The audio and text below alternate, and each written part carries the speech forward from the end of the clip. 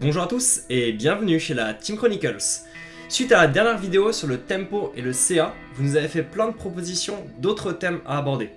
Certains thèmes vont nous prendre du temps à mettre en forme de manière claire et didactique avec nos autres thèmes en réflexion, je vous le cache pas.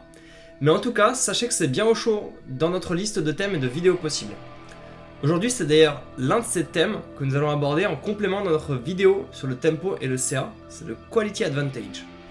Le Quality Advantage est souvent abrégé QA et signifie l'avantage de qualité des cartes. Alors l'avantage par rapport à quoi? Le premier type d'avantage, c'est par rapport à notre adversaire. Vous vous souvenez de notre exemple du Loot Guard contre l'Armodon dressé de la dernière fois?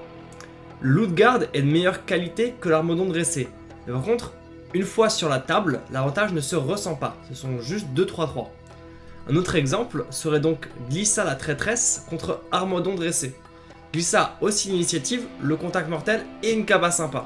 Là on peut vraiment parler d'avantage de qualité. Une deuxième comparaison, c'est par rapport à soi et c'est le plus fréquent. Et là c'est un petit peu plus subtil.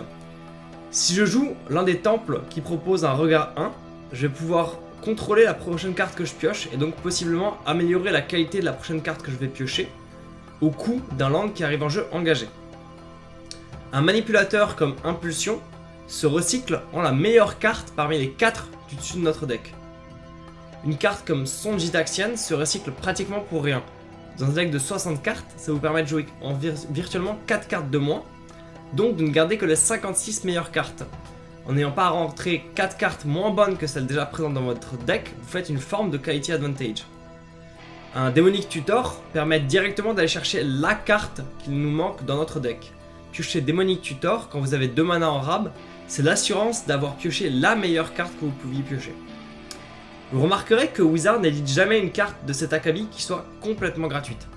Babiole de Mishra par exemple se recycle avec un tour de décalage, vous ne pourrez pas utiliser la carte tout de suite. Son Gitaxian coûte 1 mana ou 2 points de vie. Les temples arrivent en jeu engagé. Quoi qu'il arrive, le Quality Advantage a un coût. Partant de là, quels sont les decks dans lesquels ce coût est acceptable? Le premier archétype auquel on va penser, ce sont les decks combos. Les decks combos doivent généralement trouver une combinaison de cartes particulières qui va leur offrir la partie. Ils n'ont pas besoin de 45 cartes, juste les quelques-unes qui leur font gagner. Partant de là, payer 1 mana pour prédestination, c'est totalement acceptable. C'est tellement acceptable qu'elle est bannie en moderne par exemple. Et pourtant elle paye pas de mine. Le second archétype qui peut en profiter, c'est contrôle. Si je prends une liste récente de bleu-blanc contrôle en moderne par exemple, je trouve souvent 4 visionnées du sérum dedans. Avoir un bleu en rab pour une visionnée du sérum dans le deck, ça se fait assez bien. Dans contrôle par contre, ce ne sont pas exactement une combinaison de cartes précises qu'on va aller chercher à chaque partie. On va avoir 2 usages majeurs.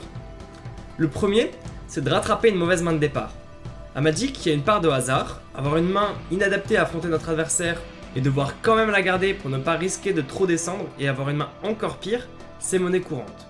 Pour 1 mana, la vision du sérum vous permet de regarder vos cartes du dessus et de rectifier le tir. Le second usage, c'est de trouver la carte qu'il nous manque pour gérer la situation actuelle. Dans Control, on joue de manière réactive l'essentiel du temps.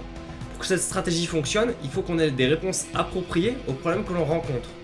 Dans Control, on conseille donc généralement de n'utiliser une carte comme Vision du Sérum que quand on voit arriver une menace et qu'on sait qu'on ne peut pas la gérer. Il nous faut un kill aussi sinon. Quand on cherche quelque chose de particulier en bref. Si n'importe quelle carte piochée fait l'affaire, c'est que c'est pas le bon moment pour jouer notre carte de Quality Advantage. Un peu comme un tutor. Pour rappel, les jeux contrôle ont eux aussi besoin d'un apport constant de terrain et de cartes actives, donc de générer du card advantage. L'équilibre d'un jeu contrôle est donc assez complexe. On verra rarement de sorte de Quality Advantage dans aggro. Ces decks sont conçus pour rentabiliser chaque mana disponible et que toutes les cartes fassent un peu la même chose, coller des dégâts. On aura rarement envie de payer du mana pour jouer un sort qui au final change peu de choses à la qualité des cartes qu'on va piocher, alors qu'on pourrait à la place utiliser ce mana pour jouer un sort de dégâts. Pour finir, tous ces manipulateurs n'ont pas la même qualité. Remue-Ménage est une véritable star.